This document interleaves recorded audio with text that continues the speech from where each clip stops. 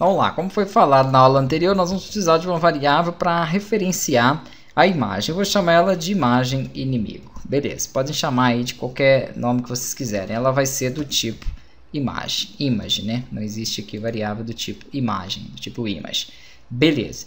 Tendo feito isso, aqui dentro da função de tiro, né, nós vamos fazer o seguinte. Deixa eu até iniciar essa variável primeiro aqui dentro do awake. Somente iniciar ela como falso. Então, inimigo imagem.enabled vai ficar falso. Para que ela não fique aparecendo, não inicie, né, aparecendo ali. Deu algum erro aqui no nome dessa variável. Ah, não. É inimigo imagem, não. Acabei de fazer e já esqueci o nome da variável, né? Imagem inimigo. Beleza.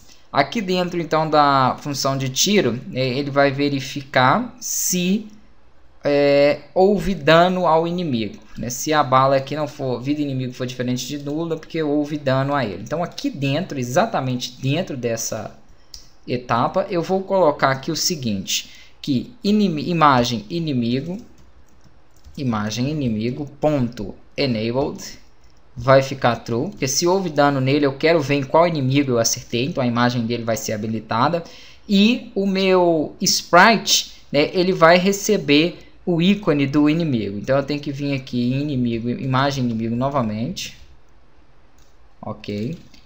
Ponto sprite. Então eu estou acessando daquele objeto o objeto sprite dele. E o sprite vai receber o meu vida inimigo.icon. Ah, mas o que é o icon? O que é isso aqui, ó? Ícone.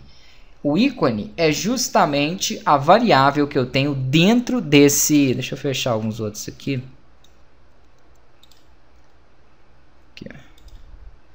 Dentro do vida inimigo, nós criamos uma variável chamada ícone, do tipo sprite. É justamente o que eu falei, foi o seguinte.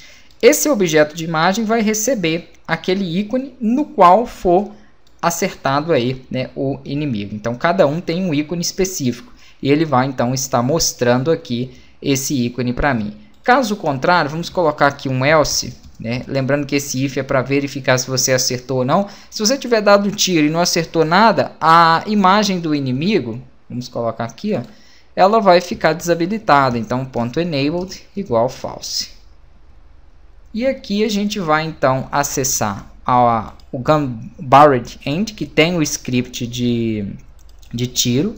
E vamos ter que associar nele a imagem do inimigo. A imagem do inimigo é quem? É o sprite que nós fizemos aqui, ó. Cadê? Imagem inimigo. Então, vou arrastar para cá.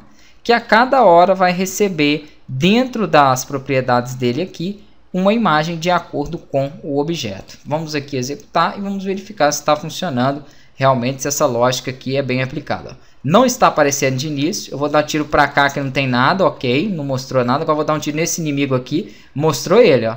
Beleza, eu quero um inimigo diferente, esse aqui agora, mostrou ele. Perfeito, cadê o elefante? Deixa eu achar ele aqui. Ó, ele mostrou ele, ó. Funcionando, beleza. Então, cada um que eu acerto, ó, acertei esses rostinhos aqui. Perfeito. Então, a nossa lógica ali está funcionando. Só que não está mostrando a vida do inimigo, né? Não tem aí essa opção de ainda a barrinha de vida dele. Só está mostrando o inimigo ali em si.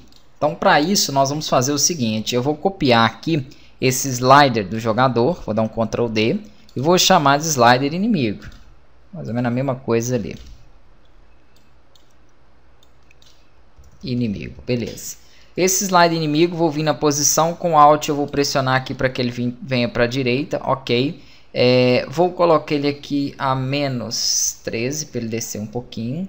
E vou colocar ele aqui a menos 100. Não. Menos 100 ele vai ficar mais para o canto ainda, né? Deixa eu dar um Ctrl Z aqui. Vai ser mais... menos 265, ok. Acho que aí tá bom. Então esse valor aí tá interessante para ele. Tendo feito isso, vamos voltar aqui para o script de tiro e vamos criar uma variável para dar referência nele. Então em tiro jogador, cria aqui uma variável para dar referência nesse slider. Vou chamar ela de inimigo slider. Ela vai ser do tipo slider. Ok. E aqui nós vamos fazer o seguinte, não adianta nesse script, isso é muito importante, prestem atenção, você só vir aqui, ó, e desativar, dar um enable dele, ó. Ele continua sendo visível, porque ele tem muitos objetos ali internos, filho dele. Então teria que fazer com todos, seria um trabalho grande se eu fosse utilizar o enable. Então como que nós podemos fazer? Eu posso utilizar aqui o inimigo slider, que é o nome do meu objeto. Vou pegar ele aqui, ó.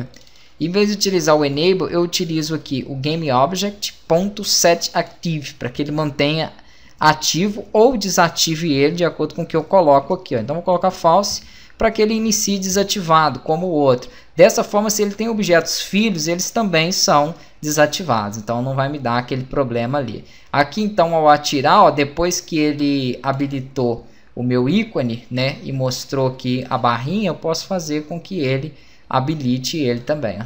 True. E aqui, caso contrário, se não estiver acertando nada, deixo falso mesmo nele.